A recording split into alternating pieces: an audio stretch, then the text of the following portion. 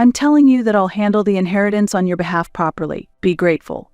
If you don't like it, let's divorce, haha. Right after returning home from my mother's funeral, Tony said something unbelievable, and I was left speechless. Furthermore, looking at the 2 documents laid out on the desk, I decided to divorce Tony, who seemed to expect an immediate decision from me. Understood. Tony seemed confused by my answer, as he expected me to accept his proposal obediently. Without caring about his reaction, I decided to leave the house, and at my next destination, I decided to execute my plan. I am Hillary Brown, a 30-year-old. My 35-year-old husband, Tony, works at a bank. Since marrying Tony 5 years ago, I have been supporting him as a homemaker. During these 5 years, I have endured unbearable days. Tony works at a regional bank with very poor performance. He doesn't work enthusiastically and feels it's enough to meet his quotas, resulting in his isolation at work. It's pointless to work hard.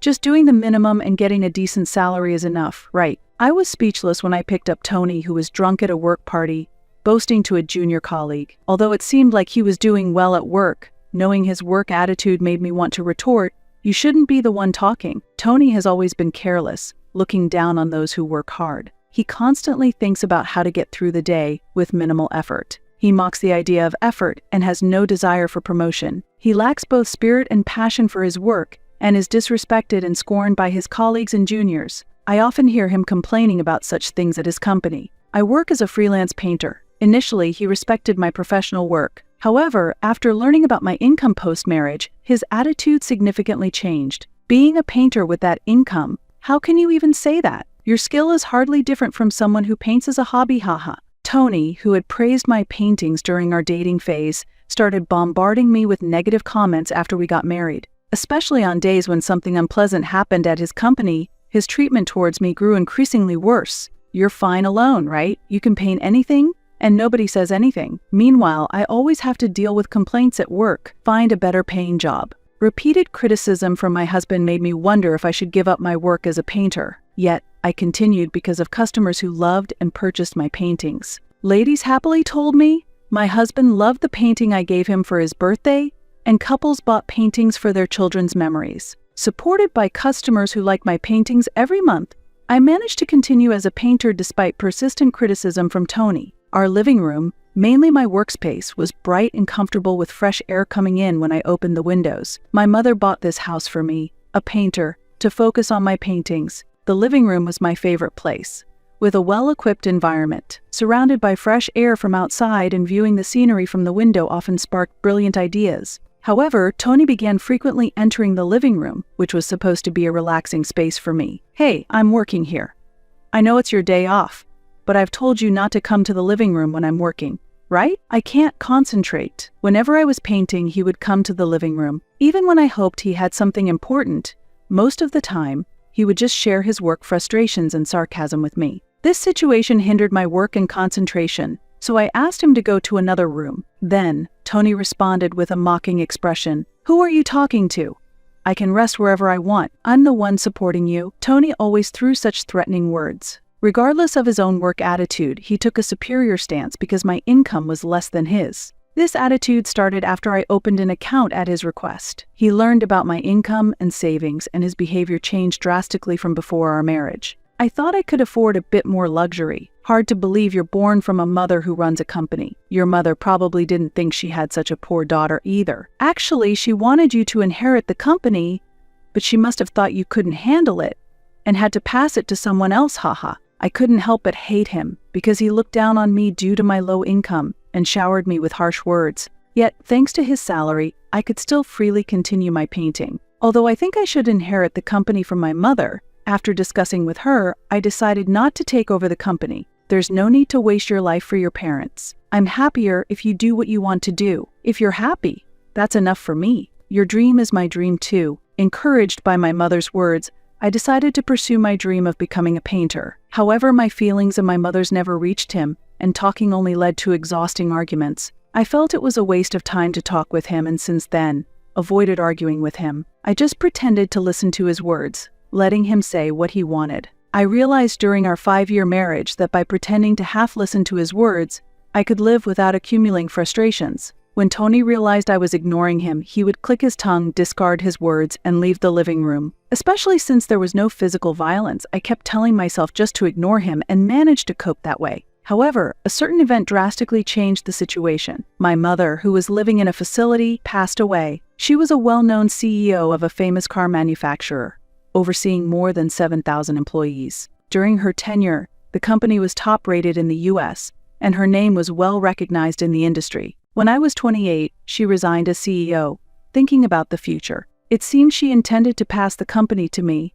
but she respected my wish to pursue painting and entrusted the management to her best friend, Susan Hansen. Susan and I have been friends since childhood and lived near each other, almost like family. My mother was well acquainted with Susan. Tony is completely unaware that Susan is my best friend and that she lived nearby. This is because Susan had asked me not to tell Tony about our relationship. I didn't think it necessary to bring up old school stories, but hearing about your recent situation, I felt a bit worried, so I thought I should talk for your sake. Susan began to talk about her concerns for me concerning Tony. In high school, although Tony and Susan attended the same school, they were in different classes and knew each other only by name. Tony was known for his conspicuous misbehavior. I was never in the same class, so it's just what I've heard, but it seems he often clashed with teachers during class. Kids in his class used to say the class could hardly proceed because of him. Susan always visited my house at times when Tony was not around to avoid meeting him. She did attend our wedding, but since her name had changed after getting married, Tony didn't realize she was an acquaintance from high school. Thus, Tony still has no clue that Susan is my best friend. Since Tony shows no interest in my private life, even though I've told him I have close friends, he probably doesn't suspect it's Susan. I don't need you to report everything to me, he said, so I never mentioned Susan further. In high school, I often heard bad rumors about his handling of money. It seemed he frequently borrowed money from friends and hardly ever paid it back, so he only seemed irresponsible with money. That's why I was worried about you. But he said he was working at a bank and seemed to be providing for the living expenses, so I was a bit relieved. However, I don't know what he might say if he finds out I'm the president, so please don't tell him anything about me. Sorry for the weird request. Seeing Susan apologize with a wry smile made me feel sorry as well. The Tony I dated was completely different from the Tony Susan talked about. On the contrary, he appeared serious and like a good young man whom my parents would like. That was my impression when I first met him. I met Tony for the first time at an art exhibition where my works were being displayed. At that time, I was struggling and questioning my work as a painter. During those days, I wondered whether I should quit painting. Tony stood in front of one of my pieces I had created during this period for hours. "Do you like this painting?" Tony did not look at other paintings that many people stopped by but spent hours looking at my work, which most people passed by. Overwhelmed with happiness, I inadvertently spoke to him. "I don't quite understand, but for some reason this painting caught my attention. I was curious because you've been looking at this painting alone for such a long time." Tony is not particularly knowledgeable about art. However, he began to honestly share his current feelings. I didn't realize so much time had passed. I'm not knowledgeable about paintings, but for some reason I wanted to keep looking at this one. The friend I came with has already gone home. I've been thinking about what the artist felt while creating this, and before I knew it, hours had passed. Looking at this painting, I somehow feel a sense of empathy. I've never been interested in art before, but this is the first time I've felt this way, and I'm surprised. As Tony laughed and scratched his head, I was immensely charmed by him. When I heard those words from him, who had no knowledge of art, I felt a slight clearing of the gloom I had been feeling. Knowing someone empathized with my feelings was incredibly joyous. From that feeling, I found myself telling him that this was my work. This was the beginning, and we started exchanging contacts. Although Tony wasn't particularly interested in art, he always came to see my works at exhibitions. "I'd like to see you paint sometime. Where do you paint?" I was delighted that he showed interest in me. With that feeling, I also wanted to know more about him and invited him to my home. Afterward, he asked me out. "I always want to be beside you when you're happily painting." It was the first time someone had confessed to me like this. I happily accepted his confession, and that's how our relationship began. I felt that a lot of happiness awaited us in the future. When I told my parents I had a boyfriend, they were overjoyed and blessed me as if it were their own happiness. My mother happily talked about it to her friends as well. I never thought this day would come for Hillary. She's always been so engrossed in her paintings that I was worried she didn't care about men at all. Really, after I became ill, I was most worried about your future, Hilary. Now, all that's left is to see you in your bridal gown. At that time, my father had been diagnosed with cancer, received a prognosis, and was hospitalized. He endured the painful treatments with the resolve to see me in my bridal gown, and thanks to that, we were able to walk down the aisle together. It was as if he had no regrets left. My father passed away just a few days after our wedding. Afterwards, my mother's health declined, and she was admitted to a facility when I was 31 years old. Though there was no abnormality in her brain, the grief of losing my father was profound, and she never returned to her former powerful self. A little while ago, she passed away happily, saying that my father had finally come to get her. I struggled to accept my mother's death, to the point where I couldn't even paint. However, Tony was in a good mood every day, drinking alcohol. Finally, I can relax. You'll receive all the inheritance, right? It was worth being patient. Now I'm free. Perhaps because he was drunk, Tony said something unbelievable. I couldn't hide my shock and hoped I had misheard him. You're drinking too much. What did you say? He had also been unnecessarily drinking at the funeral, so I sometimes thought it was just a drunk's joke. However, that statement was too significant to ignore. Frowning, I asked him again, and Tony laughed disdainfully. I've always been nice to your parents to get the inheritance. Pretending to be nice was tough. What does their will say? Show it to me? Seeing Tony's insensitive laugh, I felt like I was about to explode with anger. How could he be like this when I was grieving the loss of my parents? Inheritance? The will. I was stunned by his insensitivity and lack of common sense. Stop it.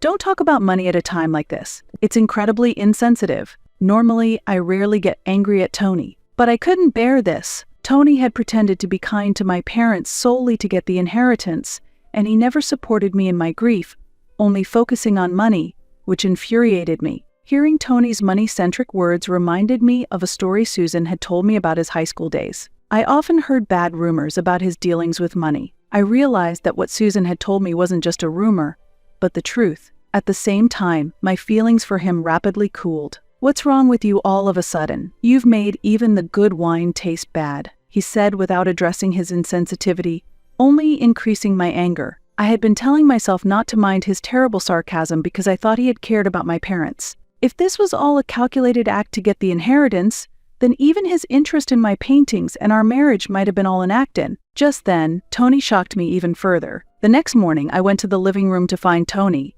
who usually wakes up later than I do, already awake and waiting. He was completely sober and seemed serious. As I looked at him curiously, he told me to sit on the couch across from him. I did as he instructed, sitting on the couch and watching him closely to see what he would do next. Suddenly, Tony presented me with a divorce paper and something that looked like a pledge, starting an unbelievable conversation. I've sobered up and want to talk properly about the future. Have you checked your mother's will? I hadn't expected him to bring up the inheritance again, just one day after the incident. Had none of my words reached him? I couldn't tell how much of what he said yesterday was serious and how much was a joke. Despite being drunk, it was unforgivable that he looked down on my parents. Even if he blamed it on being drunk, I would never forgive his remarks. I conveyed my boiling anger to him. Don't you remember what I said yesterday? I told you not to talk about money, right? My mother has just passed away, and you don't think it's insensitive. Even if it was the alcohol talking, what do you think of my parents? Keep your voice down. Was it so bad to pretend to like your parents? It had to be done. What do you mean it had to be done? His ridiculous excuses only fueled my anger further. I pressed him about his statements from yesterday, but Tony defiantly asked what was wrong with them. His insincere apology showed no sign of remorse, and the conversation wasn't progressing. Deciding there was no progress, I switched the topic to inheritance. I haven't checked the will yet.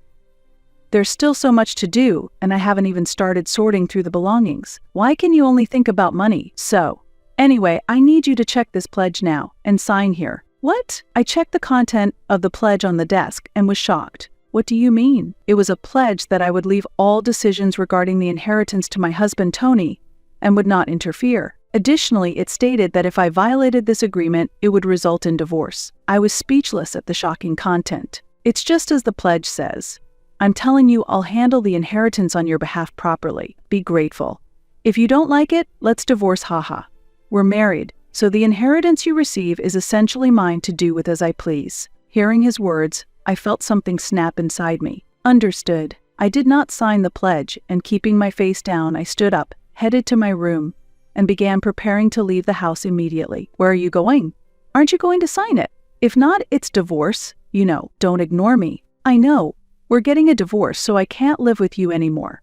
I'm getting ready to leave the house." "What are you talking about?" Tony likely thought I would sign the pledge without saying anything. His stunned expression almost made me laugh. "Do you even realize what you're saying? Are you saying we're getting a divorce? You're joking, right?" "This is no joke. You're the one who suggested it, right? I'm preparing, so please leave." My anger had been building up for years, and learning Tony's true nature when he was drunk was the last straw. The pledge was the final blow. There was no reason not to divorce after all this. As I quickly packed my bags, Tony tried to stop me in a panic, but I ignored him. He seemed too flustered to grasp the situation calmly. I secretly took the divorce papers, resolved to leave the home I had lived in for the past 5 years. "Thank you for everything up until today." "Hey, wait," Tony called after me, but I got into the prearranged car and headed to my parents' house. Later, to execute my plan, I decided to visit the bank where Tony worked. "You are Mrs. Brown?" Tony was on leave to deal with the estate. The sudden appearance of his wife at the bank where he worked understandably caused a stir.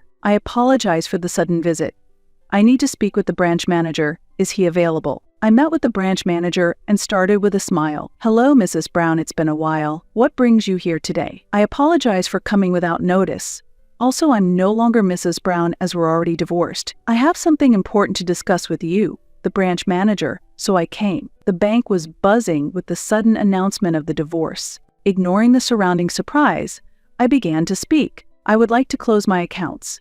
That includes my high-value and regular savings accounts. I believe this will be my last visit to this branch." "What do you mean?" The branch manager looked bewildered by the sudden turn of events. Employees listening nearby must have sensed a major issue and contacted Tony. Tony arrived at the bank out of breath, his attire disheveled and hair unkempt. "Wait a minute, what are you doing?" "Tony, please come this way for now. And Mrs. Oh, sorry, Miss Hillary, this way please." The sudden declaration of divorce had the branch manager fumbling over how to address me, but he composed himself and led Tony and me to a meeting room. The staff looked on in confusion, and some whispered about Tony's situation. Despite their stares, I ignored Tony and followed the branch manager with dignity. Once in the meeting room, sitting next to Tony, the branch manager began to clarify. "About your request earlier to close all your accounts, is there a specific reason?" "As I mentioned, I've divorced Tony and won't need the services here anymore, so I'd like to close all my accounts." "Close the accounts? What are you talking about?" Tony's reaction was as I expected. He was uninformed because I had spoken directly to the branch manager about closing the accounts. His flustered demeanor made me sigh, and the branch manager calmly began to explain to Tony, "I was suddenly informed that you are divorced, and she wants to close all the accounts she has here. You weren't aware of the account closures or the divorce? I'm hearing about the account closures for the first time. And as for the divorce, we were still in discussions. I had no intention of divorcing." At that moment, I couldn't help but laugh before I could restrain myself, prompted by his cluelessness. Tony glared at me, as if asking what I was laughing at. "You might not intend to divorce, but I've already filed the divorce papers." "You filed the divorce papers?" It seemed he was unaware that I had taken the papers to the office. When he heard that the papers had been filed, he let out a cry, and the branch manager looked at me, baffled by the situation. "You were the one who handed them to me, remember? I said I didn't want to sign that pledge, so I took care of it. This was all your suggestion. We are officially divorced, and there's no need for a property division. The house is in my name since my mother bought it for me. I'll give you 3 days to dispose of your belongings and move out. If you can't keep this promise, I'll call the police." "But the divorce papers were only meant to get you to sign the pledge. I never intended to go through with the divorce. Why did you take them to the office?" "Isn't that too much? The pledge?" The branch manager didn't stop our exchange but quietly observed. He was probably thinking it'd be wise not to get involved in such a messy situation. However, hearing the word pledge, he couldn't stay silent and asked about it. The manager looked questioningly at Tony, who was unable to explain the pledge. He may not have been sufficient at work, but perhaps he compensated for it by building good relationships with others. By discussing the pledge, Tony might lose his only redeeming quality, and the trust he built at the company could be greatly damaged. In the worst case, he might have to leave the company. Seeing Tony worry about this and choosing not to speak, I decided to confidently explain the situation to the branch manager. "My mother passed away recently.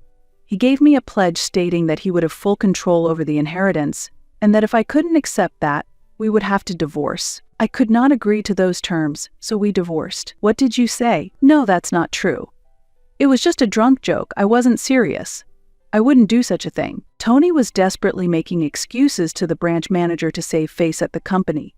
But it was already too late. Tony was met with cold stares for his behavior that deviated from common sense. Feeling the branch manager's critical gaze, Tony was troubled about how to turn this dire situation around. However, he had no chance against the truth I was telling. I pressed on, challenging Tony further. A joke. You signed the divorce papers as a joke. Did you really think such a joke would work on me? Didn't you reveal yourself that you were pretending to be nice to my parents just to get the inheritance? Are you going to shrug that off as a joke too? I smiled mockingly, revealing truths that undermined his character. Hearing this, the branch manager looked at Tony even more coldly. Tony, unable to say anything, looked bewildered and his face turned pale. He seemed desperate to salvage his pride, but I had no intention of letting him off the hook. I decided to press him further. So, please proceed with closing my regular savings account and the account that has been holding $300 million. $300 million. Tony might have thought that closing just the regular savings account wouldn't be too impactful. But at the mention of $300 million, he was shocked. Where did that kind of money come from? There's no way your paintings alone could bring in that much money. Right. It's not from painting. Painting isn't my only job. What? I've never heard of such a thing before. Watching Tony's bewildered expression, I sighed. Then, I pulled a business card from my bag and handed it to him. This is my real job. Painting is just one of my hobbies. This company. Isn't that the old hag's company? And you're the CEO. Since when did you become the CEO? Tony accidentally referred to my mother disrespectfully and quickly covered his mouth, remembering the branch manager was there. It was too late. The branch manager stared at him sternly. What do you mean? I thought Susan was supposed to be the CEO. What's going on? Susan? Huh? You seemed uninterested in my mother's company, so why do you know Susan is the CEO? You weren't supposed to know Susan and I are best friends, right? Strange, isn't it? Realizing he had slipped up, Tony quickly covered his mouth, his forehead beginning to sweat. I then told him the shocking truth I had learned from Susan. Did you think I didn't know? You were courting Susan for her money, right? Since she's my best friend, of course, I knew. The Susan just contacted me a while ago. I then played a recording Susan had made of a phone call from Tony. The recording captured the day Tony contacted Susan and his attempts to take her to a hotel. Hearing this, even the branch manager was shocked, and Tony turned pale, losing his words. You couldn't imagine that Susan and I are best friends. If you had shown more interest in what I was saying, things might have been different. I knew you were approaching me for money, so I kept my taking over the company and being best friends with Susan a secret. Realizing he had been completely played by me, Tony was speechless and unable to respond. Susan was only placed there as a nominal president. I was actually managing everything. If you had investigated properly, you would have known. But your sloppy work habits backfired on you. I said this with a mocking smile. Then, the branch manager, who had been quietly observing the situation, looked at Tony and spoke. I'm disappointed in you, Tony. I'm shocked that you would treat your wife and her parents in such a way. It makes me question your character. Additionally, losing Ms. Hillary's accounts would be a significant loss for this branch. Branch manager, can you give me some time? I'll definitely try to persuade Hillary. Please, give it a rest.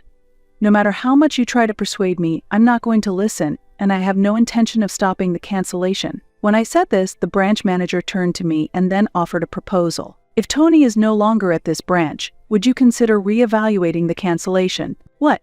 Tony was shocked by the branch manager's suggestion, clearly not expecting it. I was surprised by the offer too, so I leaned in, showing interest in what was being discussed. We would prefer to continue managing your accounts if possible. Honestly, I've been at my wit's end with his behavior, so we are considering his dismissal. Including due to this incident, we'd rather prioritize our relationship with our clients over protecting him. What do you think? Branch manager, what are you saying? Dismissal just like that?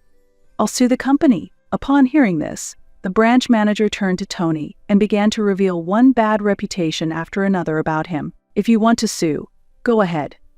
As the branch manager, I've heard from the employees about what you've been up to, and I'll just report that to the company. If necessary, we'll hire lawyers and clear up your misdeeds in court. Realizing that everything was seen through by me and the branch manager, Tony was completely defeated and fell silent. Overwhelmed with regret, he sat down on the ground. How did it come to this? Why me? I was disgusted by Tony's behavior, but I coldly said to him one last time, You've only ever seen others as tools to satisfy your desires. Your own actions have led to this outcome. It's nothing but your own doing.